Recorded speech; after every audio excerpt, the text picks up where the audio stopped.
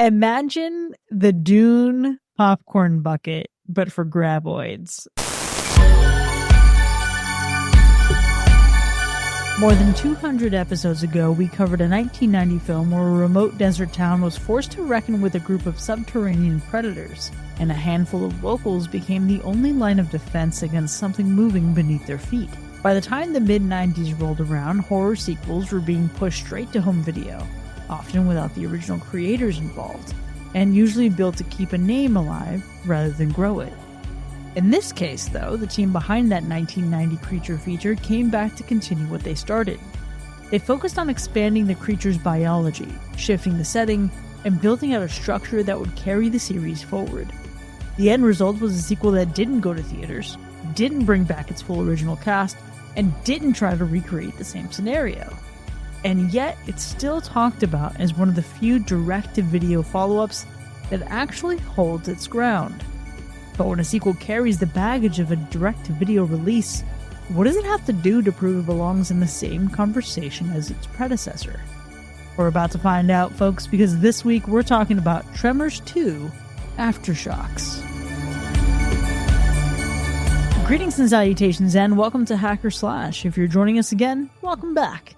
If this is your first time listening, welcome to the party.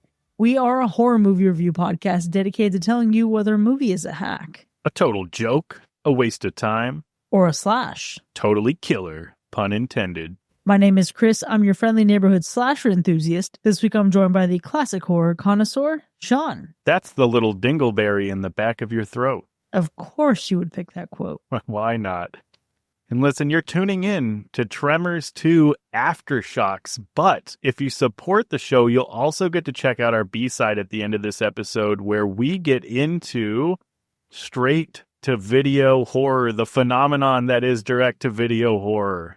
Listen, a lot of the direct-to-video stuff is pretty horrific, even if it wasn't specifically a horror movie. And we'll get there in the B-side. But for now, Sean, had you actually seen this one before? Okay, I do believe that I've seen this before. I don't remember, or I didn't remember anything about this film going into it, to be quite honest. I remember Tremors very vividly. It was a movie that I feel like I remember loving to watch as a kid. But I feel like I know I saw Tremors 2 at one point, but I couldn't tell you anything that happened. It's been that long since I probably revisited it. But you remember liking it. I don't remember liking it. I remember liking Tremors 1 because, Tremors 1, I don't know where you stand with Tremors 1, but for me as a kid, thinking back on it, it becomes a cult classic because of the practical creature effects. A lot of people really kind of liked that vibe. There's not a lot of filler. It is kind of like a tight pacing type of movie. The monster rules you kind of get into, the chemistry between Val and Earl, you kind of like that stuff, somebody likes that stuff for sure. We covered this episode back in, I want to say it was approximately episode 198. I believe that's around the ballpark we were in. And that movie did not do it for me, Sean. It really didn't. I see how it was fun for people.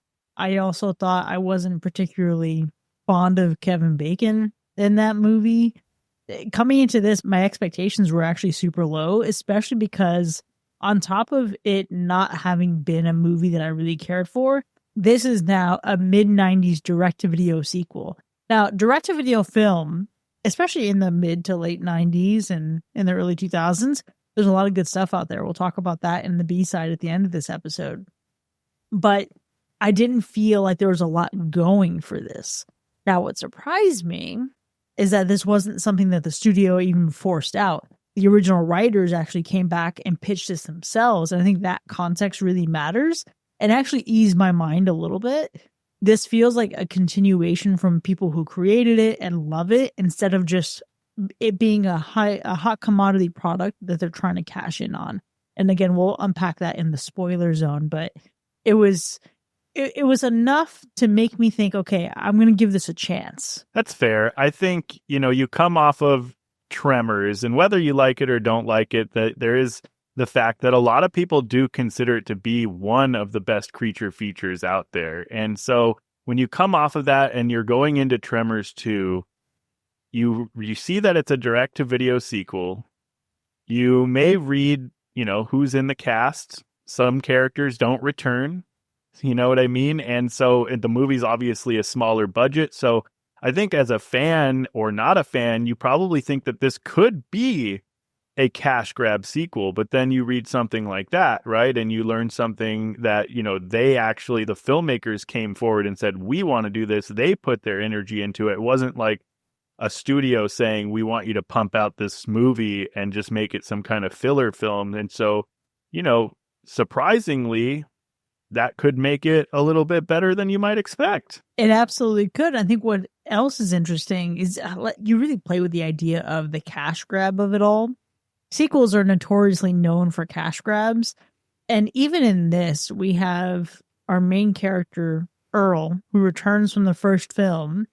And you would think with him being proposed to be this big hero, especially alongside Val from the previous film, that there's a lot to be cashed in on. And what I thought was really fascinating is instead of picking up with him as the hero who cashed in, he's actually quite the opposite, right? His story was turned into commercials, magazines, even an arcade game. But he didn't see a significant amount of that money. He didn't have a lawyer. He didn't protect himself. And now he's left trying to wrangle ostriches while everyone assumes he made a fortune. And I think that idea that you can survive something unbelievable and still get exploited by it afterwards adds a layer I wasn't expecting from the movie. And I also wasn't expecting from a movie that's a sequel to a movie that was generally beloved. Yeah, that is definitely fair. There was definitely some added layers here. But above all of that, too, and listen, I wish I actually kind of watched Tremors going into this one, but I feel like I remembered enough of the story. So I was like, I'm not going to bother. But this one definitely feels like it's still fun, but Tremors 2 kind of leans way more into the action, comedy, creature chaos of it all. The first film, it feels more of like a tight survival thriller with some like campiness in there for sure. But this second one really feels closer to, I don't know, this might be a stretch, but like Aliens compared to Alien. Bigger and more chaotic. I think the movie lands somewhere between that creature feature chaos and that sci-fi monster action comedy of it all. Yeah, I think that's a really apt description because this isn't as big as Aliens, of course. Of course. But it is the jump in the two. And in fact, I think there are less people in this movie overall than there was even just in Tremors. But there's so much going on with the graboids themselves and the graboids and friends that it does add this layer of escalation. And I think that's what helped this one click for me almost immediately in a way that the first one didn't. It is that tone. It's exactly what you said, John. It's the fun. It is, especially anytime we have another character, Bert, on screen. This movie, while being the same in spirit and being a continuation of that story, there's something about this that just clicked for me. And felt like, I'm actually enjoying this. And instead of feeling like I'm having to suffer through it. I'm really curious as we kind of like talk through this movie, what that difference was between this one and Tremors. Is it the minus of Kevin Bacon? Is it, what's the thing here? You know what I mean? I think it might actually be the subtraction of Kevin Bacon. It might be that. And okay, let me just put it this way. I like creature features. I don't love creature features, but I like them. Sure. And I don't like old, hot, dusty areas. And so the first Tremors film for me felt very rusty, dusty, very everybody has the taste of dirt in their mouth, very hot and bothered and sticky and Western. And I just don't love that vibe. There's a lot of other stuff that goes into that movie that I disliked. And I'll link for our friends in the show notes, the link to that specific episode. But I do think that maybe it's my appreciation for the characters in this film. I feel like I got more Bert in this film. There was less to distract from Bert's energy. And so I just found this to be a more trim, a more lean way of having fun with graboids. And also there felt like there's a little bit more heart to the story. Like it's not just big old fucking worms in the desert. You know what I mean? It's not that. It's that plus the complexities of exploitation. And it doesn't try too hard to do that, but it just felt like there's something a little bit more earnest about it. Yeah, that's fair. I don't know that the movie really suffers all that much without a Val McKee, but I do think the absence is felt a little bit. And I think Earl does, don't get me wrong, a great job carrying the film. There was just that, I think the dynamic, that buddy energy that was missing, that from the movie's original charm from, in Tremors 1, I guess you would say. And so that was just something I was like, well, does the movie suffer? Does it not? I think it's still good. Earl does a good job as a character. Obviously, we get some other characters that show up, which is kind of fun. But I think for me, and I'm sure you can agree with this, but the whole creature evolution that we get, without really getting into too much detail in the spoiler-free section for those of you that, haven't seen this movie in the last like 40 years or however long this movie's really been out, but yeah, the creature evolution twist in this movie, I think, was kind of a shock, especially if you don't remember anything about this movie going into it, or if you've never seen it and you're just coming out of Tremors. Graboids, listen, may not be the only stage of the species, as it were. I'm surprised hemorrhoids aren't a name for some of these things, because we have graboids, we have shriekers. I know later on in the series there's ass blasters or something to that effect. This is a wild franchise. And I'm almost a little sad that when we last did Tremors, we had our Discord server at this point.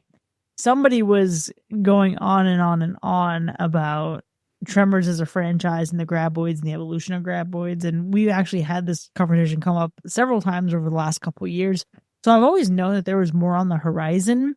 But what I think this movie does really well is take that on without it feeling like, oh, of course there's more. This feels like a really natural progression. I think that's one of the things that works best with this movie. In addition to that, I mean, Shawnee, you just mentioned that at moments this lacks a little bit of the buddy energy of it. I actually preferred the buddy energy in this one, specifically when we get to a point where they're actually hunting some graboids. Sure. Again, we'll talk about it in the spoiler zone. Don't want to ruin everything here for these wholesome moments, but I found that there was a lot to sink my teeth into in terms of the chemistry between the characters. Again, maybe because the cast was just so much more stripped down. Yeah, definitely stripped down. And you can feel a little bit of that direct-to-video limitation. I think that, smaller scale locations, fewer large-scale action scenes, some of the effect shots, I think still impressive for the budget, but definitely the lower budget is felt a little bit here. There's a little bit less suspense in this movie, too. I think it just leans more, like I said earlier, into that action comedy. So, listen, some fans might prefer that. I think this makes for a lot more of like just kind of a not so serious fun time that I think may have amplified this enough to carry this franchise forward as this like extension of just cult classic creature features. Imagine you make a movie, just this little ragtag team. You got even Kevin Bacon in it. And you make a movie about a big old worm in the sand, a few worms in the sand. And I know they're not actually worms. I get it. But you do this. Like, how could you ever imagine that this entire fucking franchise would follow? Like, this is the epitome of a cult following. This shit is just absolutely outrageous. Well, I mean, that's the thing, Kevin Bacon himself said that I think he was originally offered the opportunity to come back to the franchise even before he was going to and recorded a pilot for like the TV series that was going to happen that never got picked up. But he regrets not doing it because he realized, he just didn't realize at the time that the movie would actually become such a fan favorite. So he didn't think it was going to take off at the time of his career. He said, listen, I'm not really trying to do sequels, so. Yeah, it must be nice to be such a guy, such a Kevin Bacon, that you can just say, I'm going to do just one of everything, but fuck a sequel. Not trying to do any sequels around here. Don't want to get typecasted. Yeah. I mean, listen, I guess you can say at least he wasn't typecast, because catch this man how many years later in the movie They/Them?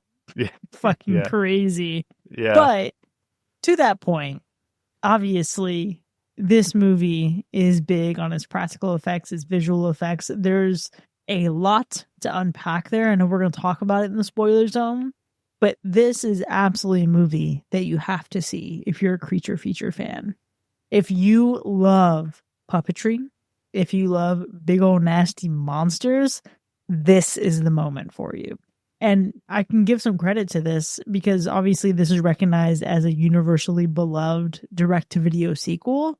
But the effects in this movie, barring a couple small moments, I was actually really impressed with. Oh, yeah, 100%. There's some good work here. And I think that's, if you're a fan of creature features, like you said, you're in the mood for more of an action comedy with a lot less horror involved, I would say this is probably going to be a good time for you. If you really get into those fun practical effects and these types of movies, it's going to be a good time. I think if you're in the mood for something that's a little bit more serious, like a creature feature that's a little bit darker, this is probably not going to scratch that itch. But if you just like fun, campy, lower budget horror movies that have some cool practical effects and it's just a little bit silly, this is probably up your alley. I think the real question, now that I'm thinking about these graboids and stuff, the real question is, correct me if I'm wrong, we never got a graboid in the horror games.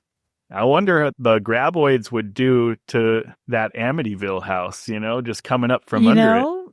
We actually had the graboids last year in the horror games when it was just branded as Monster Madness. Yeah. And I have to look back. What we'll do is I'll do a little follow-up here. I'll follow up with Chal and see when the graboids fell off in the rankings, but I'm like 99.9% sure they were in there. Yeah, they probably were last year. But I'm just thinking, they could do some damage coming up from under the ground. They absolutely could, but also the Amityville house continues to be unrelenting. You know who this movie is actually for, Sean? Huh. This movie is for your buddy who doesn't like horror movies, but does love a rootin' tootin' good time, can get with like a tiny bit of gore. The kind of person that you just grab a couple beers with and a pizza and you're just hanging out in your house because neither of you want to go home and, confront your daily lives. It's one of those moments, right? Like this is the moment where you have a friend that you're relying on and you just hang out and vibe and watch a movie with. That's this movie. Yeah, for sure. I'm with you there. But I can't wait to see where you actually fall in terms of the ratings here. Before we actually score it, though, how would you describe the gore score? Yeah, the gore in this one's definitely moderate. It's toned down compared to the original. You'll see, a little bit of blood splatter, some creature damage, some torn limbs, but nothing super extremely graphic. So I think, it's like this creature feature gore rather than this splatter horror. So you're not going to see a ton of blood and guts. And I think it just earns this one a fairly tame and low gore score. And what about the animal report? Well, it's definitely not a howling good time. Although you may not see anything on screen, the audio is enough to paint a picture. Oh, damn, what a moment. Well, let's go ahead and get into our ratings. Tremors 2, Aftershocks from 1996. Was it a hack or a slash? Yeah, Tremors 2, Aftershocks, 1996. That's wild. I was probably, 9, 10 years old, something like that when this movie came out. I was 6. It's the kind of sequel that pretty much knows exactly what it is. It's a slightly goofier, smaller budget creature feature that trades the tight suspense that the original had for a little bit more chaos, some more monsters, and really just a healthy dose of that direct-to-video charm. And we unfortunately don't get any Kevin Bacon action in this one, but in Val's absence, we do get Earl Bassett back into the worm hunting business, and Fred Ward does a really great job carrying the film with that same kind of grumpy energy that made the first one work. And even though I did miss that kind of Val and Earl magic, the film did compensate by introducing a new concept with the monsters or the graboids, which was, I think, one of the biggest positives in this film. And the creature evolution twist, the practical effects, they do a lot of the heavy lifting in this movie, which give the creatures this kind of tactile feel that many modern monster movies lack nowadays. That being said, the lower budget, it is pretty noticeable at times. I think the scale feels a little bit smaller. The suspense never quite hits the same highs as the original. And the film does kind of lean more into comedy and creature chaos than actual tension, but it's entertaining. It never quite captures that lightning in a bottle magic that made Tremors 1 such a cult classic in its own right. But I think still, if you like that goofy creature feature type ride, it is a fun ride. And I think I had a good time with it. Even if I'm not exactly what I would describe as a Tremors super fan, and they're out there, I know that, I acknowledge that. I've only seen the first one in this movie, and while the original is definitely the better film for me, Tremors 2 is still a solid and silly monster flick. And so this sequel may not hit as hard as the original graboid attack, but it still earns a soft slash for burrowing up just enough creature feature fun to keep things wriggling along. You son of a bitch. You had to work the word wriggling in there. I could only think about the entire time I watched this movie, Sean. What? Imagine the Dune popcorn bucket, but for graboids.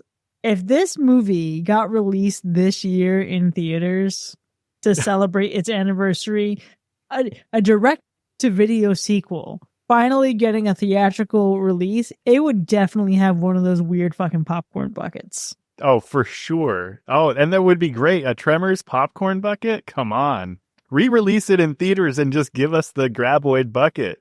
I'm sure if we go on Etsy, we can find it somewhere. I'm sure someone has already 3D printed this. And listen, I'm glad that you loved the original. I didn't love the original. I think this worked, though. It leans into what makes the concept fun instead of trying to just recreate something that really didn't even hit for me the first time. And knowing the context behind this, right? That the creators pushed for this, that they scaled things down, that the director even directed it for free just to get it made, adds to that. This feels like something people wanted to make, not something they had to make. And I think that difference, that small dose of difference in the chemistry and the pick yourself up by the bootstraps and just get on with it kind of energy is what I think subconsciously differentiates some things here. The creature evolution in this gives this story a sense of progression without overcomplicating things, which I think is a very delicate thing to land. And really, Bert completely elevates the movie every single time he's on screen. He's pulling focus. I think because we get so much more of him, I was sold on this movie because I never really cared for Earl and Val. I know they are heroes of the first film, but I was like, okay. Fred Ward was better for me as Earl in this movie, but Bert is where it's at. And I'm excited to see what the rest of the franchise has in store. This movie is gross in some moments, but it's still fun. And it feels like a sequel that actually earns its place. And for that reference, this movie just turned 30 years old on April 9th of this year. And I'm pleased to say it actually changed my mind about this franchise. It's a slash. Nice. And with that, Tremors 2 Aftershocks from 1996 has earned a universal slash. But the fun doesn't stop here. We have so much more to unpack. Stick around, and we'll see you in the spoiler zone in just a moment.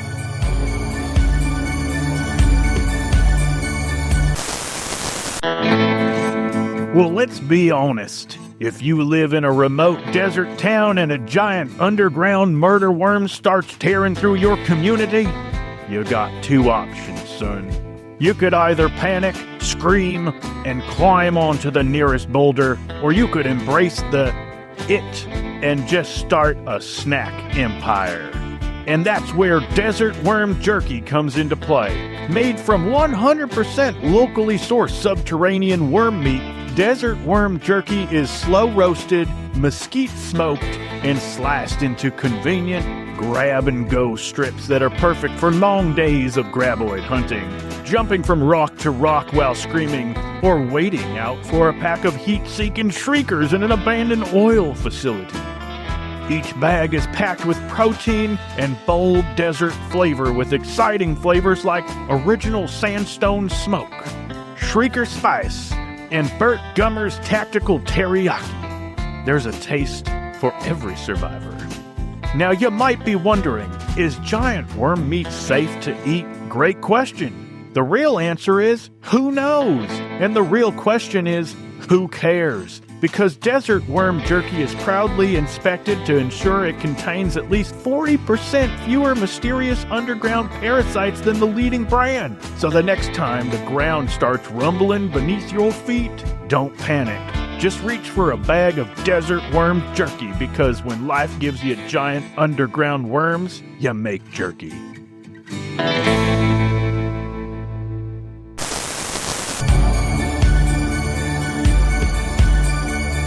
Welcome back, folks. You're now entering the spoiler zone for Tremors 2 Aftershocks, which has earned a Universal Slash. Now, before we get into the specifics of our ratings, Sean, let's hit up that sleigh by sleigh. Man, the kills in Tremors 2 are maybe, I guess you could say, maybe in some moments less graphic, but still a whole lot of fun. I think some of the kills, you've got these shriekers biting and tearing victims up. You've got some off-screen deaths implied by screams. You've got some bodies being dragged away. And I think the film leans a little more PG creature chaos than gore. But with 84 total kills in this movie, we're including the monsters in this one, we have a fair amount to break down in this sleigh by sleigh. So really, let's get into it, starting with the unnamed guy, the oil worker, the random dude that was in the opening scene just trying to fucking survive, hopping from barrel to barrel, trying to escape this graboid, get to the van, and, he just got outsmarted. Watching that moment, I was immediately thrown back to the original film, and it reminded me that the only way to raise your children, now that I know that these movies exist, is to not play The Floor is Lava, but to instead play The Floor is Graboids. It's true. The thing I get the rock. I get the hopping on boulders. What I don't get is when you're fucking jumping from barrel to barrel, that thing's causing a vibration on the ground. They're gonna feel or hear it, Yeah, listen, when you're out of Schitt's Creek without a paddle, what are you gonna do? You gotta make some effort, some level of attempt.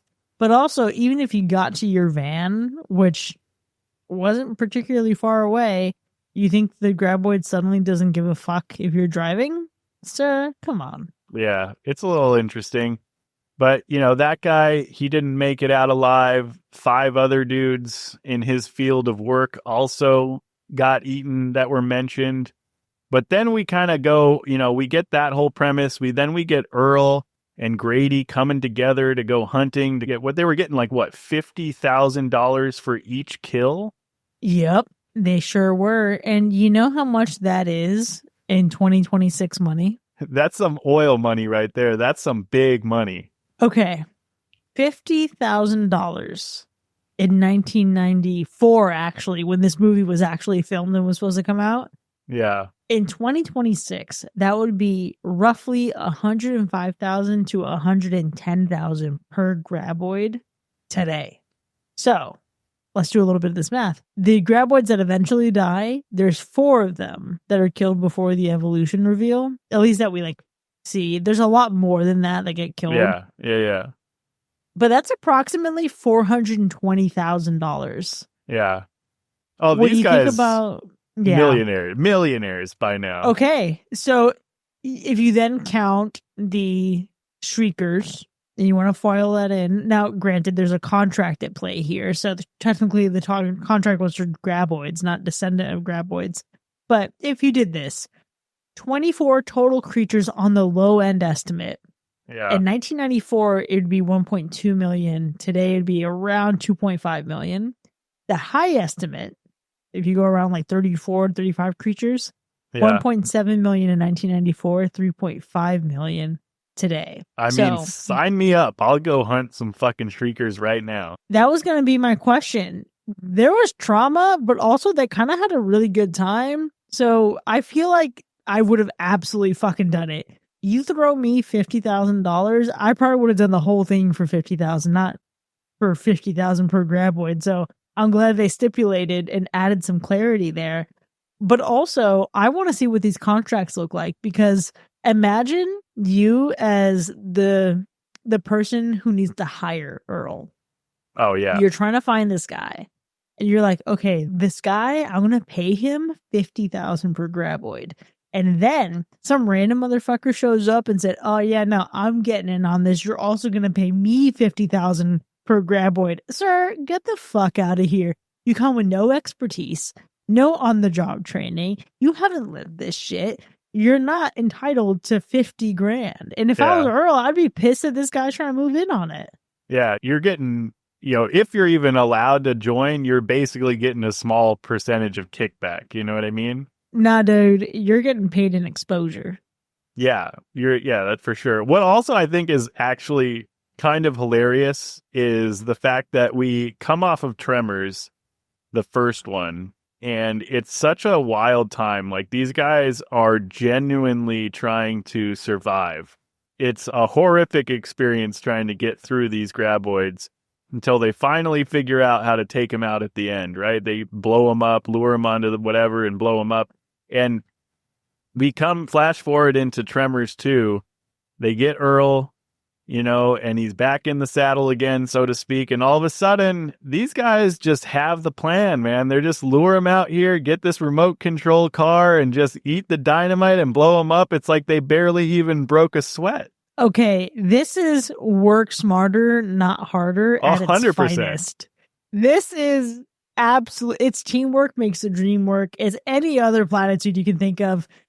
The RC car explosions are easily one of the highlights of this movie. It's such a ridiculous concept. It is so brilliant. It's dumb, but it works, and it adds that layer of fun to something that should feel dangerous. And I think that's just fantastic. Again, you have just how obviously traumatized Earl is, but this movie is so light and so fun and so silly-nilly that they're just driving remote control cars. Absolutely ridiculous. Oh, yeah, 100%. And then you get to like this pivotal moment in the film that, if you hadn't seen this before, it's kind of a shock, right? Like, you get to this pivotal moment where you have this graboid that is, sick or dying, you think, or something's happening. And really, these shriekers come out of it. It looks like they just eat their way out somehow in this one. And you've got this whole new evolution of creatures that maybe you haven't, like, in this moment, you don't know what they are. You don't know what they look like. Something happened, but it's a very pivotal moment that leads to an untimely death for a certain individual. Yeah, I at first did not realize that this was going to be an evolution. Again, I've heard of shriekers. I've heard of the ass blasters and any other like of these graboid titles. But I didn't necessarily know that we were going to see it protrude from some carcass of a graboid. I didn't think we were going to see the actual evolution of it. I thought we were just going to discover a new species. When we initially see that graboid's carcass, I thought, damn, it's thrown back to episode 1, Phantom Menace. And Qui-Gon is saying, there's always a bigger fish. But no, there was a lot of smaller fishes inside of it. Oh, totally. Now that does take to what was my favorite kill in the movie, which is before you ever get to see what these shriekers look like, you see the impacts on Pedro. And Pedro's car is, as the kids say, toe up from the flow up, and absolutely fucking wrecked. And all you see are his dangling little hands completely severed from the rest of his body. It was so good. It was so good. You knew something went down, and then you got that shot. That's all you needed. They didn't need to go crazy. It was enough just to see those hands that were ripped off. So good. I want to be very clear here, Sean. That first kill we get of the oil worker, that was akin to anything being thrown into the Sarlacc pit in Star Wars. This kill, this non-kill that was off screen, but you just see the remnants of hands. This is the moment that makes it a horror movie. This is the only moment that earns that. That is true. That is true. This was the most horrific part of the movie, because then after this, it goes into a whole thing of now we're killing more graboids, we're killing different shriekers, we're blowing them up with shotguns or elephant guns or whatever we're talking about here. and we're just going back and forth all on, and it's just action. It's fun. You're killing creatures. It reminds me a lot of, in these moments, a little hints of like Starship Troopers or something like that, Yeah. And even the next, actually, maybe it wasn't the next one, but I believe it was the next human death that we get was Julio. Yeah. When he's getting nommed outside the window. It's like, Yeah. also, maybe don't lean inside the fucking window, you weirdo. Just go inside the door. But even that death, for the fact that we see it more than we see Pedro's death, for some reason, it was in the Jurassic Park category for me, which is, I understand it's gross and I understand he's definitely gone, but also it ain't that bad. It ain't that bad. It ain't that bad. It is a cool shot. If I'm not mistaken, the same company or whatever that worked on Jurassic Park for some of this stuff. Yeah, there is a lot of crossover there, but it is such a delicate thing to be able to produce such violence on screen, such gore, such mayhem, and it still feel family friendly. What the hell is up with that? I don't know. It's just some good old wholesome fun, right? Just killing a bunch of these weird, whatever they are, these graboids that give birth to these shriekers, or this evolution of the graboid. It's wild. And yeah, it was just kind of fun to watch them kind of go at. Somehow, like, the danger of it all doesn't feel as intense in this one. I think they're easily just blowing these things away. And by the end of it, they kind of trap all of those shriekers in the barn or whatever the hell it was, and then blew it up with a truck full of bombs. Okay, let's be real. Let's consider this for a moment. Let's say you were erasing time itself. You have the opportunity to completely remake Tremors, and it has not existed in the world before. So imagine kind of like that movie where this guy travels back in time and just claims the Beatles music as his own and just is a star himself. Imagine you're that. Do you put the graboids first still? Or do you start Tremors with shriekers and then evolve to the graboids? Yeah, that's an interesting concept. I don't know how wild this franchise gets, so I don't know the progression of these creatures. And so, like, because of that, I'm only going off of these two things. And, like, to your point, it almost makes sense to start as shriekers that, like, evolve into the graboid. But, maybe, I don't know. Yeah, it almost makes sense to do it that way, but I don't know. I think the graboid, to me, still feels a little, well, they hunt in packs, so you've got a whole pack of them that can be like little velociraptor type things, but I don't know. I don't know which one's more dangerous. Yeah, see, I can understand from an evolutionary perspective evolving to have legs and the infrared. I'm saying this is a fake movie. What am I talking about here? I can see from an evolutionary perspective. Okay, we're breaking it down, the scientific breakdown of this evolution. I have no science backing me up on this, to be clear. But you know who does have this? Perfect Organism, who is a long-time dear listener and great enthusiastic participant in our Discord server. I am sure he will weigh in on this, and I can't wait. However, I can understand evolving to having legs and walking the earth. But also from a threat perspective, I don't know, big old worm in the sand definitely scares me way fucking more. Yeah, it's a little bit more intense when, I guess you could feel it, but to an extent, like, you can only go so many places with these things. I guess the thing that kind of makes it a little bit more dangerous with the shriekers too, though, is the heat seeking. So, like, you have to bring your body temperature down, or it gets a little bit harder, I guess, to get through them, but hey, I got it. Vision board. Let's take the graboids. Let's put them on the land, but let's also make them predator, but let's also make them velociraptors. Yeah. It was a nice little mix. It was kind of fun, for sure. It made also kind of funny. It made for some really funny moments, like when they're trying to, like, walk through the field where the pack of shriekers were, and they're just using doors in front of them. Like, that kind of shit was just kind of funny. But this movie is filled with practical effects, which I think makes it one of the coolest things about this movie. And when you're watching a creature feature and the creatures are still mostly practical, it just makes for a really good time. It makes for a good watch. I feel like, despite what some people might think with all the technology with CGI and whatnot, sometimes these practical effects make the film age a lot better. And, you're getting everything from these little animatronic shriekers. You got these puppetry, mechanics, these creature rigs, these little miniatures for explosions. The CGI is really, really minimal. One, because it's the mid-90s and CGI wasn't really all there yet or anything like that. But it does help the movie still feel a little bit relevant today. Yeah, that I honestly didn't love the CGI. Oh, It no, was it's such bad. a obvious difference. And I mean, I guess sure it's passable for the 90s, but also it is, I guess, very close to that late 90s Star Wars CGI, except done a little bit better. George Lucas really went crazy for a little while there. But it was such an obvious difference between the incredible practical work versus then the CGI imagery that we get when they're just standing around in packs. It was a little tough.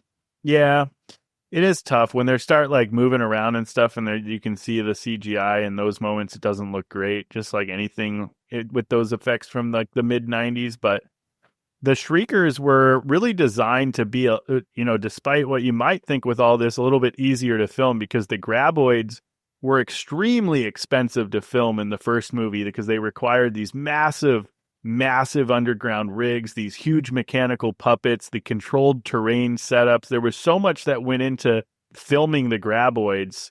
So the Shriekers, they actually allowed more above ground creature action, which, you love to see. The little whole hunting in packs, these little guys, and they invented these things which allowed for a little bit more faster paced creature action. You get easier above ground filming. They're smaller animatronics, so you can do a little bit more. I think the creative limitation actually expanded the franchise mythology, which benefits from what I understand films to come. And when they use the creatures, they use several different techniques. They use these animatronic heads, these puppet rigs, these even up to full creature suits that people would be in, and rod puppets for close-ups, all kinds of fun stuff. I think it took two fully articulated, full-scale Shrieker puppets required 16 operators to function, which is crazy. It is absolutely crazy. And I want to really just point out how much of this movie was them having to figure things out on the fly. Think about that. Think about how many people had to pitch together to operate these puppets. And then let's also consider that this movie, before it was going to be direct to video, was originally planned as a much bigger theatrical release and then got scaled down to that $4 million budget. And you can feel in just in moments like that, how they adapt to it, right? There was a moment where Reba McEntire and Kevin Bacon were both going to come back for this movie, and they both pulled out, which resulted in support for the film being withdrawn.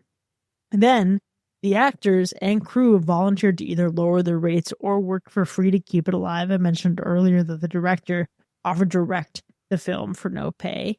And it was that kind of belief, that kind of compromise that led the studios to greenlight it at a lower budget and direct to video, which honestly, this is scrappy filmmaking. I know, how can you look at $4 million and think scrappy filmmaking when you have movies like Undertone being made for way less? Yeah. But it is scrappy filmmaking. It is honestly really impressive. Oh yeah, totally impressive for sure. And it's just kind of fun. You said you kind of have to make it up as you go along.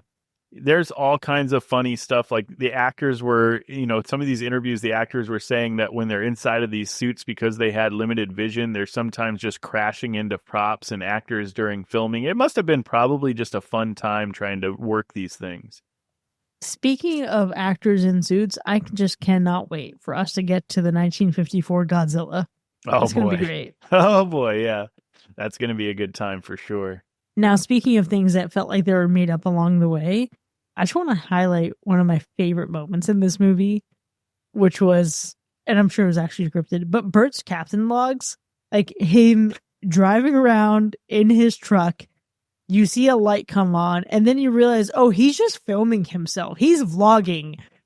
Bert Gummer is vlogging his graboid hunting. It is hilarious. This man has so much charisma and is just absolutely hilarious. Yeah, he's vlogging the whole thing, or he's like almost making his own, like, he loves to watch those war documentaries. He's almost like making these documentaries like he's on the battlefield taking these things out, like it's going to be on the History Channel in 100 years. My question is, why haven't we gotten a Bert YouTube channel? Oh my gosh. You know what I mean? Like, yeah, it's begging for this. It is absolutely begging for this treatment. Oh, 100%. And you know what? Like, Burt Gummer's entrance, I think, in general for the movie is just he's a fan favorite. It's a fan favorite character moment.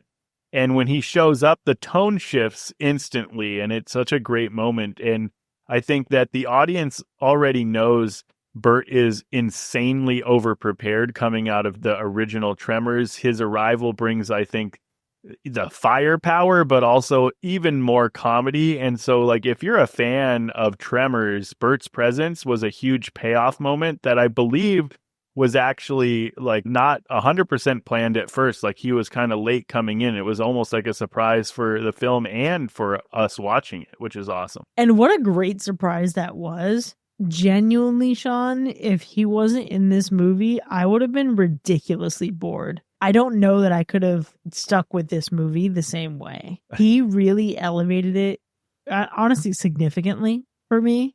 I think one of my favorite moments is just all these quips that he gets, but specifically when he rolls back up to the party when they've all reconvened and he says, I feel as though I was denied critical, need to know information. And I honestly, having watched that this weekend, I walked into work today and there was a situation in which I felt like I was denied critical need to know information, and that line just replayed in my head.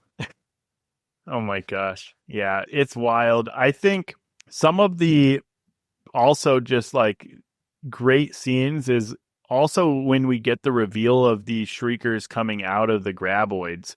The reveal of those, like, it's actually easily probably one of the more important scenes in this movie. I think, you have this celebration almost that you killed a graboid, but then the corpse splits open. You've got these shriekers crawling out. It's really just this genuine, what the fuck just happened moment. Like, wait, I wasn't expecting this type of thing. And it reveals that graboids are just literally that one stage of the creature's life cycle. It changes the entire survival dynamic of the movie and just turns it on its head. Everything they knew up until this point is out the window now. And from a storytelling perspective, this is really a big twist that escalates the sequel way beyond just these worms or just more graboids, just like the first one. Yeah, it really is such a dangerous moment, right? And I'm thinking of, is it the Hydra in ancient Greek mythology, where you cut off one head and then all of a sudden another one grows back? Yeah. And it's just like the more you try to attack the problem, the worse it gets. And that's exactly what this felt like. Yeah, 100%. And then along with that evolution, you get this thermal vision discovery, and it kind of raises the tension and changes the survival rules. The characters start realizing that the shriekers are hunting using heat signatures, which leads to that, you mentioned, Predator-style thermal POV shots. And I think it's important because it establishes new monster rules for these things. Hiding on rocks is not going to work anymore. It forces the characters to rethink everything on how to survive. And I think from what I understand, every Tremors movie has a moment where the characters probably have to figure out the creature mechanics and if they're going to evolve. Like, there's obviously, we know, I haven't seen them, but you even mentioned there's like other things that happen in the franchise. And so I'm sure they have to figure this out every time.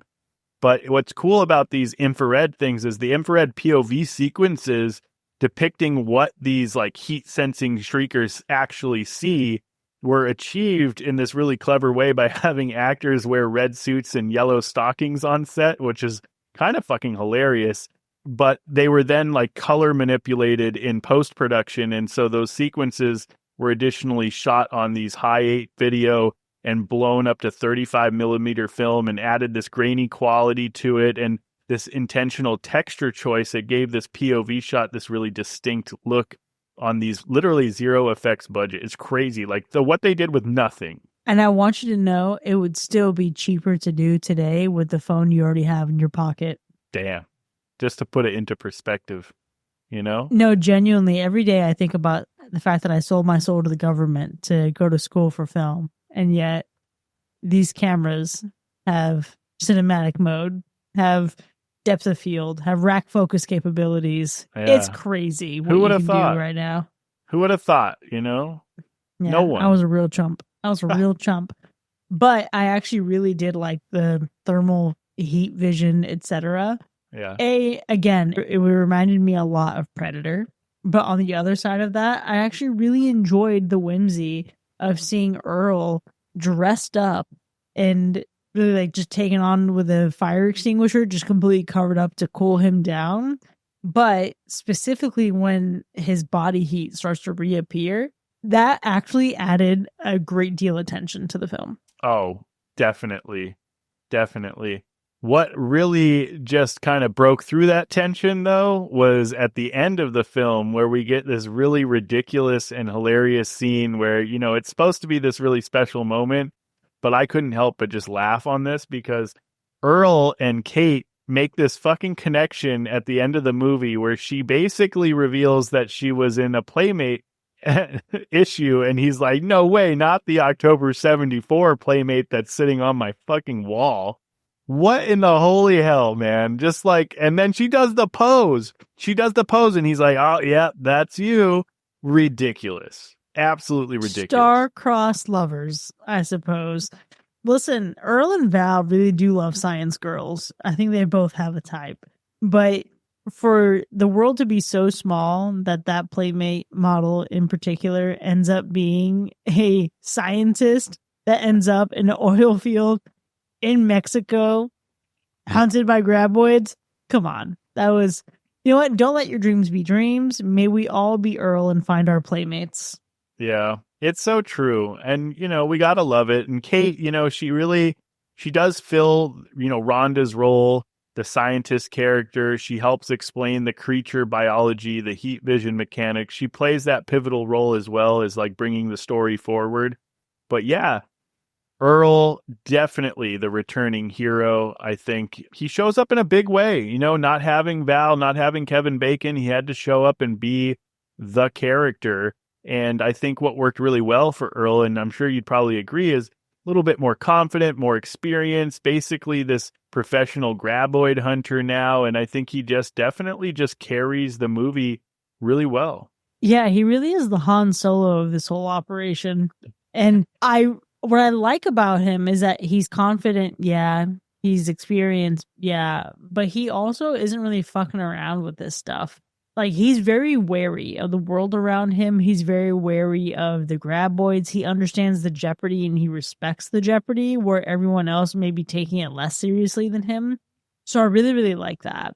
And I especially like it because, again, we have this dynamic to his character where he survived so much and then he was taken advantage of, or he blew the money that he did get.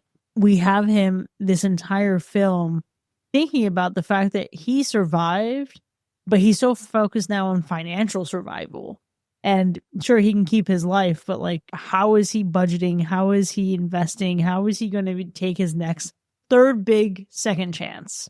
He has another opportunity to do something different with his life. How does he take advantage of that? And the idea that his whole operation was just exploited, terrible. I know. And speaking of that exploitation, it just added some really fun little Easter eggs in the film, because you got just in his little camper, you know, he had a graboid arcade game that looks like it would be really fun to have. But, you know, like, instead of getting a check, they were just like, here, have this arcade game that was made after the shit that you did and almost died, but we're not giving you any money. Yeah, I mean, listen, this is why you always read your contracts. This is why you consult a legal professional. If you don't have a lawyer, get one. I highly recommend it. However, I could absolutely not fathom a day where I survived something horrific and then it's turned into a fucking arcade game. Like, imagine this. What is a real world scenario that people survive that can then be turned into an arcade game? I don't want the actual answer now. It's a little bit rhetorical. Actually, if you're listening on Spotify, leave us a comment on what you would want an arcade game after. But I feel like it's kind of fucking wild. That is wild. That is wild. I'm sure a lot of this stuff would make some great arcade games. Why not? I got to ask. Here's the question, right? Because you had posed the question, like, would you have taken the graboid hunt offer? We talked about that. Yeah. We did the math. We would be millionaires, multimillionaires. Like, for sure, we're going to do it. In this economy, it would get you 2 gallons of gas. But absolutely, yes. We would do it in a heartbeat. We're tired millennials. We want the fucking money. Yeah. Have you seen anything outside of these two movies? No, right? Absolutely not. No. I didn't even want to see the second one. Yeah, so we both have watched the first one, the second one. Why does Tremors have such a strangely loyal fan base? And then this franchise has gone on for, like 7 films or something like that? There's like 7 or 8 films. And I don't know how much changes in each film, but Tremors, literally a strangely loyal fan base. I think it's first the Kevin Bacon. I think it is how gross the creatures are. But then I think at that point, they must be getting funnier and funnier. I would bet, because of how much I loved Bert in this, I've heard that he becomes the face of the franchise, in which case I get why people are loyal. I would kind of ride or die for Bert. Okay. He knows what he's doing. If Bert is showing up throughout the franchise, then you know it's probably going to be a fun time because this guy is just out here doing all kinds of wild shit.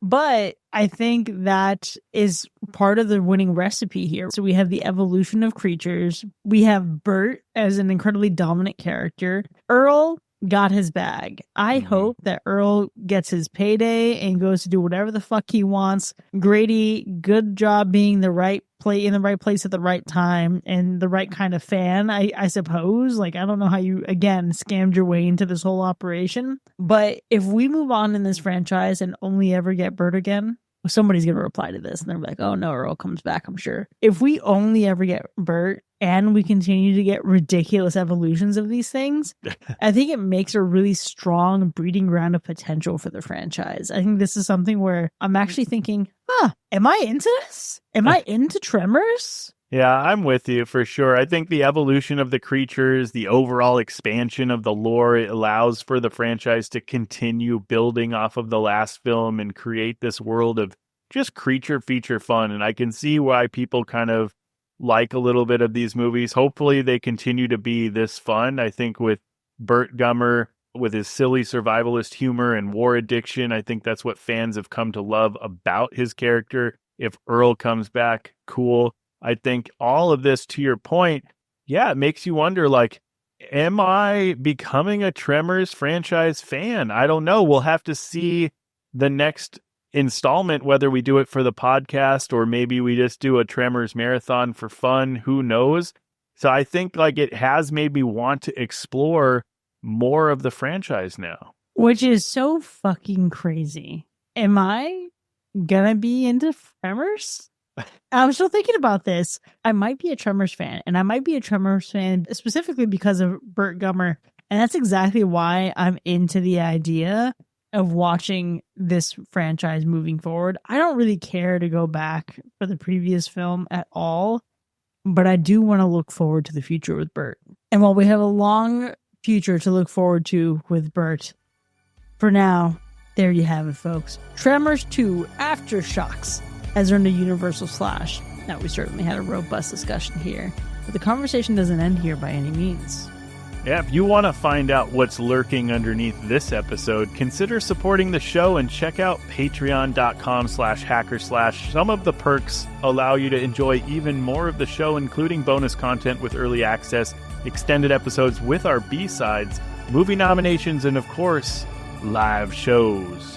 We'll see you next time, folks, and remember, stuff like this only happens in the middle of nowhere. You drive, I'm going to keep my eye on the seismojigger thing.